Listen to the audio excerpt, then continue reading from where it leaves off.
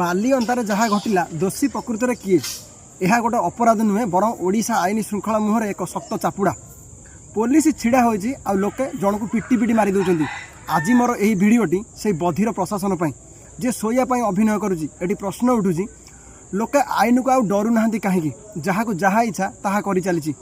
यार कारण होउछि इम्पुंटी अर्थात अपराध करी खसी जीवार मानसिकता। प्रथम कारण पुलिस निष्क्रियता। जेतेबेले जन अपराधी देखे कि पुलिस तार किछि बिगाड़ी पारिबनी सेतेबेले से निजकू आईन रु ऊर्ध्वर भावे। द्वितीय कारण न्यायिक प्रक्रिया रे विलंब। लोके भाबुचंती कोर्ट रे तो वर्ष वर्ष लागिबो चलो निजे ही विचार करदेवा। आमे एटी गर्वर सह कहू आमे दुनियार सबुठु बड़ गणतंत्र बोली। संविधान article 21 protection of life and personal liberty कहे कि आईन प्रक्रिया बिना कहार जीवन निया जाई पारिबो नाही, किंतु आज से आईन धज्जिया उड़ा होउछि। मोर प्रश्न पुलिस प्रशासन को आपण हाथ में बंधुक आ लाठी कौन केवल शोभा पाई?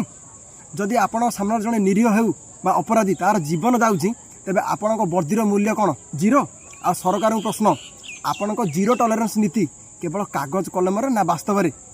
जदि आईन भय रही था तेबे एठी दिन दी पर कहार साहस होई न था हाथ में ठेंगा धरने को। मन रखु जो देश में आईन सम्मान न थाए से देश बहुत शीघ्र विनाश आड़ को गति करे। बुझिल कहीं कहूँ ना जदि आज आम आईन शासन को सुरक्षित न रखा तेबे काली कौन सी मनीष ये सुरक्षित रही। जार बाहुबल थी से ही ये राज कर। शेष में एति कहबी आमको जंगल राज नुहे आमको संविधान शासन दरकार। आउ एमानकु एमिति दंड मिलिया दरकार जेमिति आउ के आईन को हाथ को नेबा पूर्व 1000 थर भावियो। धन्यवाद।